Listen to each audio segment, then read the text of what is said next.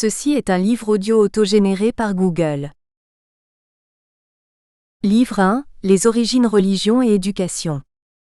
L'homme a créé Dieu pour se créer un lui-même. Pour commencer. Ouverture.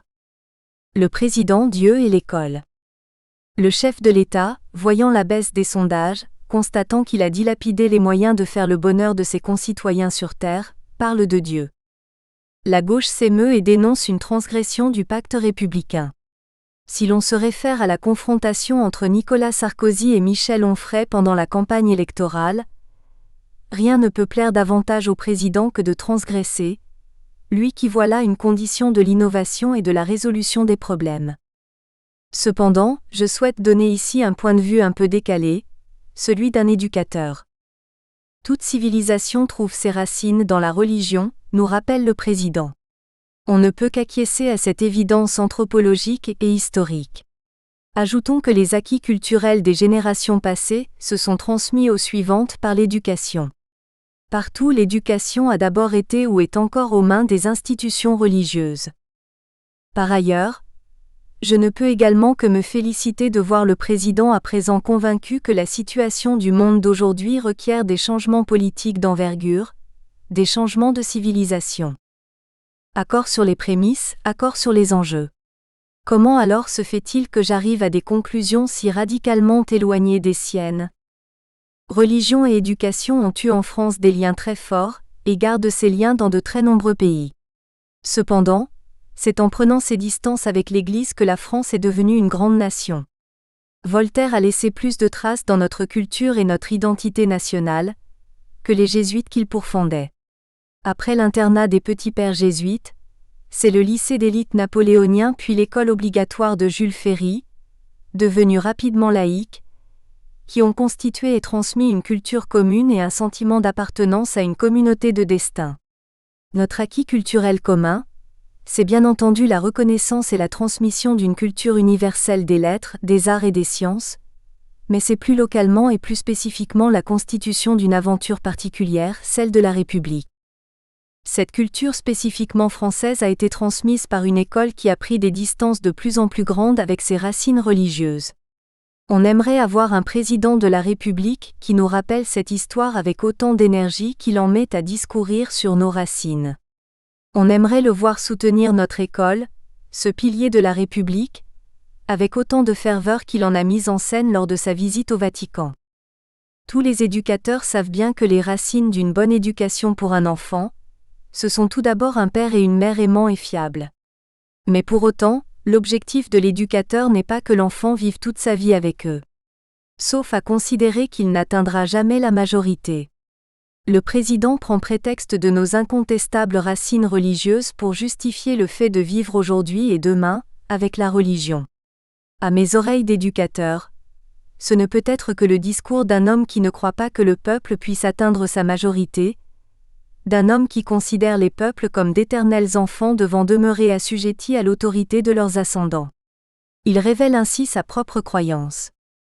Le projet de civilisation de M. Sarkozy est donc à l'inverse d'un projet d'émancipation. Il nous renvoie plutôt aux représentations du corps social antérieures non seulement à 1968 mais plus gravement datant d'avant l'humanisme des Lumières. Un projet de civilisation actuel doit s'éloigner tant de l'autoritarisme religieux que de l'individualisme libéral, alors que le discours sarkozien se contente d'osciller de l'un à l'autre. Je ne crois pas qu'on puisse trouver là des bases ni politiques, ni culturelles, ni éducatives pour mettre en place une civilisation durable pourtant d'une urgence vitale. En espérant pouvoir apporter par ces quelques mots ma petite contribution à la fin du règne des super-prédateurs, maîtres ou dieux, j'adresse à tous les lecteurs mes plus chaleureux vœux pour l'année qui commence. Note: si j'ai constamment entouré le mot racine de guillemets, c'est par référence aux propos si justes d'Amin Maalouf à propos des origines. Je le cite brièvement: je n'aime pas le mot racine et l'image encore moins. Les racines s'enfouissent dans le sol, se contorsionnent dans la boue, s'épanouissent dans les ténèbres. Elles retiennent l'arbre captif dès la naissance et le nourrissent au prix d'un chantage. Tu te libères, tu meurs. La racine entrave, attache, alors que l'origine, bien que déterminante, ne pétrifie pas l'individu dans une tradition fermée, dans un déterminisme étroit et fixiste. Que j'aimerais un président qui ne considère pas ses concitoyens comme des végétaux. Janvier 2008. Position de l'auteur. De longue date, j'ai choisi d'agir comme éducateur et formateur, ce qui signifie pour moi travailler à l'émancipation de mes semblables, jeunes ou moins jeunes.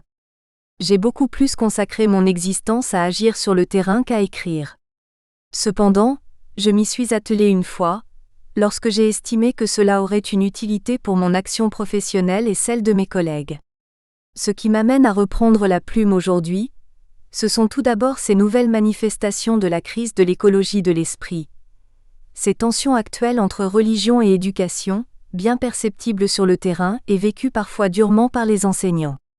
J'espère pouvoir aider ainsi un peu mes collègues à ne plus rester coincés entre une impuissance inactive ou un rejet agressif aussi improductif l'un que l'autre. J'avais espéré trouver matière et arguments utiles à l'éducateur et au formateur dans le livre à succès de Michel Onfray. J'ai vite été déçu. Non pas que son ouvrage soit de mauvaise qualité, mais il n'a pas la visée qui convient à l'action de l'éducateur. Le texte présent ne cherchera donc pas la production ou la réfutation de savoirs pour eux-mêmes. Il constituera plutôt un ensemble où se mêlent savoir théorique et savoir-faire en vue d'une pratique éducative émancipatrice et durable. Afin de produire si possible des changements institutionnels dans l'éducation, il revisitera aussi les présupposés institués dans les profondeurs de nos conceptions de l'éducation. C'est allant de soi, qui se joue encore des éducateurs alors qu'il date d'une époque où religion et éducation étaient confondues. Professeur-éducateur, une différence de posture. Le professeur, et Michel Onfray en est certainement un excellent, se tient face à son auditoire. Il parle devant frontalement et délivre des savoirs auxquels il croit. Comme l'origine du mot l'indique, le professeur fait donc profession de foi, celle-ci fût-elle athée, en la déclarant devant ceux qui l'écoutent. Son outil de travail essentiel est sa voix, ô angoisse de l'extinction de voix chez mes chers collègues, qui transmet avec virtuosité la belle rhétorique issue de son activité neurobiologique, qu'on appelle encore souvent sa pensée. Il expose son savoir devant un auditoire, qui est censé l'écouter silencieusement. Ce faisant, il adopte la même posture que le prêtre faisant son sermon. D'ailleurs, il partage aussi avec celui-ci une partie de vocabulaire spécialisé. On parle de recteur, de chaire, aussi bien dans l'église qu'à l'école. L'éducateur, lui, comme le pédagogue, continue depuis l'Antiquité d'accompagner le quoi, le qui au fait. De qui allons-nous parler? Lorsque l'on parle de ceux qui écoutent le professeur, le terme d'élève est couramment employé. L'élève? En tant qu'éducateur, je n'aime pas ce terme qui renvoie à l'institution scolaire, à l'idée d'une élévation, donc d'une échelle de valeurs instituées, de grades, de niveaux, toujours difficile à atteindre même s'il baisse, mais aussi d'élevage. L'éducateur s'y réduit au mieux en élévateur, escalator ou ascenseur, social ou individuel selon qu'il est de gauche ou de droite, au pire en gardien de troupeau. L'apprenant ou l'étudiant. C'est le nommer déjà mieux. L'étudiant, comme on l'entend, participe au présent à son activité d'étudier. Mais réduire l'éducation à l'étude, c'est se centrer sur la transmission des savoirs en négligeant la partie immergée de l'iceberg éducatif. Celui dont je parle ne fait pas qu'étudier, il fait bien plus qu'aller, apprenant ou étudiant une chose ou une autre. Il participe au présent de son éducation. Il est éducant. Et puisque l'objet de sa propre activité d'éducation n'est autre que lui-même, autant dire clairement qu'il s'éduque, qu'il est s'éduquant en compagnie de ses éducateurs successifs ou simultanés qui l'ont mis au monde, nommé, choyé, nourri, soigné, appelé à la conscience de soi, etc. Le tout se faisant dans un dialogue dont la caractéristique principale est l'hypercomplexité bio-psycho-socio-anthropologique, selon le terme d'éducateur avec qui j'ai moi-même dialogué un peu avant mes 40 ans. Pour résumer, donc, le professeur fait des déclarations devant des élèves, apprenants ou étudiants souvent infantilisés, c'est-à-dire étymologiquement non parlants, et donc ici réduits au silence, alors que l'éducateur accompagne, notamment par le dialogue, le s'éduquant. Ce qui nécessite que l'éducateur se serve autant de ses oreilles que de sa bouche, qu'il ait d'abord appris à écouter. Bien sûr, les collègues du GFEN ne vont pas se reconnaître dans ce renvoi étymologique à la position du professeur, mais je leur ferai remarquer que s'ils défendent aussi une identité professionnelle de professeur, ils n'en ont pas moins choisi d'adhérer à un groupe français d'éducation nouvelle et non à un groupe pour un enseignement nouveau, ou à un groupe pour une instruction nouvelle. Ils ont choisi ainsi eux aussi, et je m'en réjouis d'adopter une posture d'éducateur. Ce texte leur sera donc probablement utile ainsi qu'à tous ceux, professionnels ou non, qui souhaitent aider à l'émergence de personnes menant leur existence librement dans une société durable, tous ceux qui ne peuvent se contenter de transmettre une tradition ou un savoir qui, utile ou même nécessaire à la survie dans notre passé, nous mènent aujourd'hui à la ruine. Notons encore que pour moi, le dialogue éducatif n'est pas réservé à la jeunesse. Il commence à la conception et ne s'arrête pas avant que le séducant n'y renonce. Nous voici à présent suffisamment situés pour pouvoir avancer. Première partie, de Deo quod existait. Une position éducative évidente. Nous l'avons déjà annoncé, notre démarche sera tout d'abord de revisiter le passé en vue de mieux préparer l'avenir. Et le passé de l'éducation, c'est la religion, c'est le rapport à Dieu. Nous commencerons donc par questionner à nouveau l'idée de Dieu, en débutant classiquement par l'examen de la question de son existence. En premier lieu, l'éducateur, lorsqu'il cesse d'écouter et commence à répondre, doit se situer comme un soutien fiable et sûr du séducant en activité. Il doit donc éviter de perdre sa crédibilité, sinon le dialogue fructueux cessera vite. Or un énoncé comme Dieu n'existe pas, est-il crédible? Les paligroudis n'existent pas. C'est crédible pour vous parce que vous ne les connaissez pas, vous en entendez parler ici pour la première fois. Il n'y a pas de référence sur Internet à paligroudi, pas de définition dans le dictionnaire, pas de racine latine, pas d'occurrence dans la littérature. Donc ça n'existe pas. À l'inverse, le mot Dieu possède bien tous les attributs qui manquent aux paligroudis. Sinon, un philosophe talentueux aurait fait un traité d'apaligroudologie, plutôt qu'un traité d'athéologie. De la même façon, il me paraît évident que les licornes existent. On peut en voir sur les tapisseries du musée de Cluny, elles apparaissent dans la littérature et elles sont définies dans le dictionnaire. Il en est de même pour les dragons, qui ont même leur année dans la chronologie asiatique. Gavroche aussi existe comme nom propre et comme nom commun, ayant d'un sens précis. Classiquement, les croyants s'opposent aux athées du fait que les premiers croient en l'existence de Dieu alors que les seconds la nient. Les éducateurs et les professeurs d'aujourd'hui et de demain peuvent prendre une position nouvelle sur cet affrontement. Pour les éducateurs comme pour les professeurs, les séducants et les savoirs sont au cœur de leur pratique professionnelle. Or, les savoirs évoluent au rythme de plus en plus rapide de la publication des thèses, travaux universitaires, comptes rendus de recherche et expérimentation. Pendant des siècles, ce Dieu ou ces dieux à propos duquel s'affrontaient croyants et athées étaient celui ou ceux des religieux, tout simplement parce qu'il n'en existait pas d'autres. Puis les philosophes se sont peu à peu emparés des questions métaphysiques et ont créé de nouvelles conceptions de Dieu. Voici 2300 ans, les hommes pouvaient se disputer sur et s'entretuer à propos de l'existence des dieux des Grecs, des Juifs, des Romains ou des Perses. Au XVIIe siècle, on a pu commencer à se disputer aussi sur l'existence des dieux de Descartes, de Spinoza ou de Leibniz, très récemment conçus.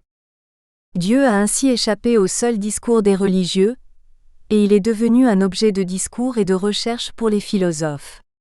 Plus récemment, il est également devenu un sujet de thèse pour des historiens, des anthropologues, des sociologues, des linguistes, des archéologues, des psychologues, des biologistes. J'en passe.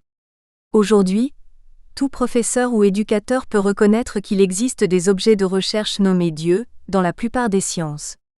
Globalement, dans ce premier passage, mon propos vise à faire descendre ces nouvelles connaissances sur les dieux, depuis les universités qui les ont vus naître, vers les enseignants et les éducateurs du primaire et du secondaire, et même de la crèche et de la maternelle, dans des formes qui pourront leur être utiles pour éviter de reproduire d'anciens affrontements nuisibles à leur efficacité professionnelle.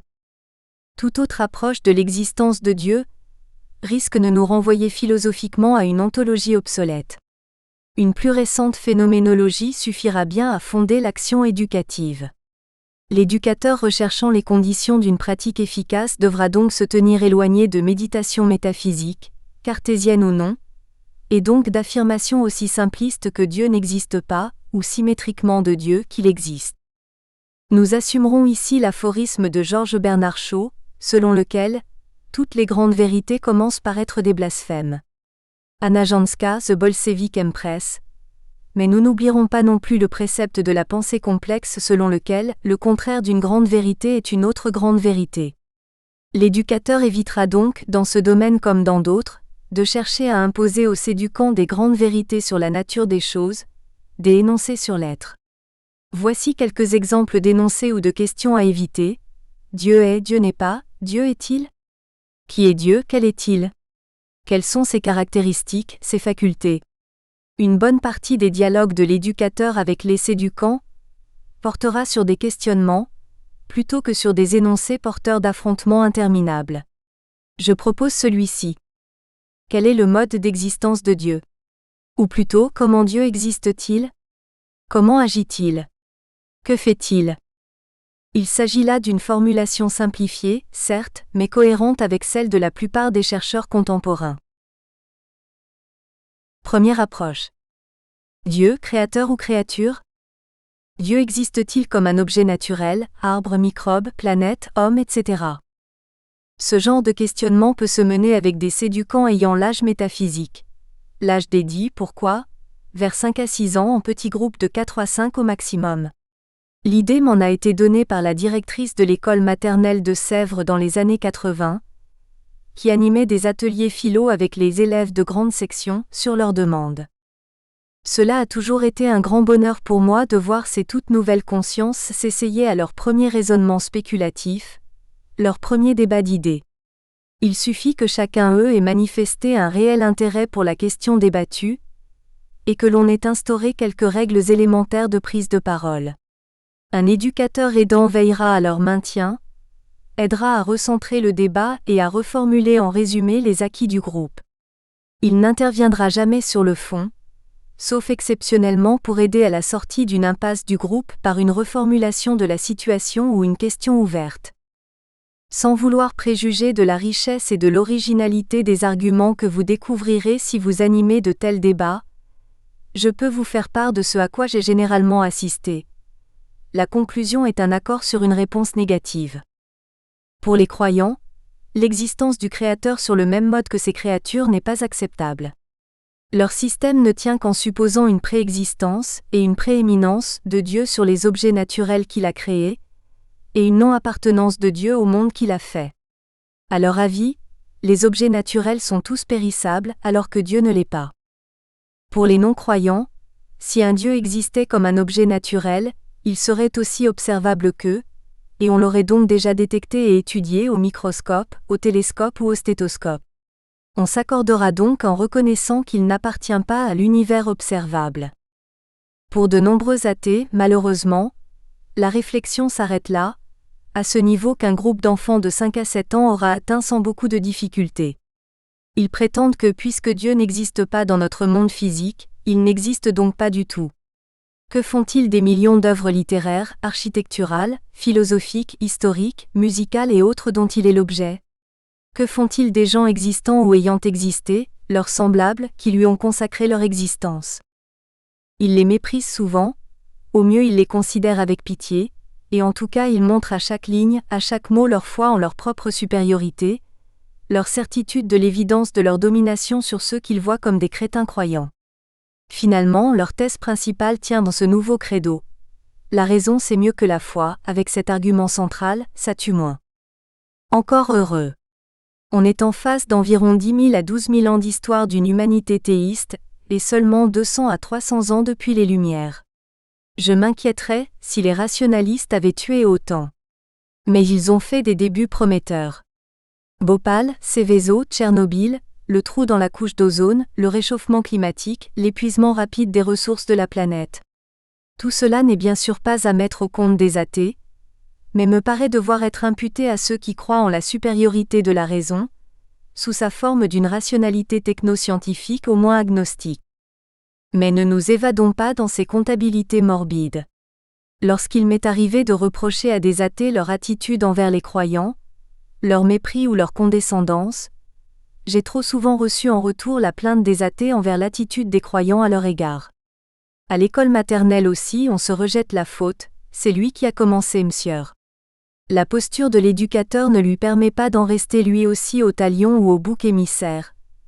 Sinon comment pourrait-il aider les séducants à dépasser ces antiques et destructives réactions?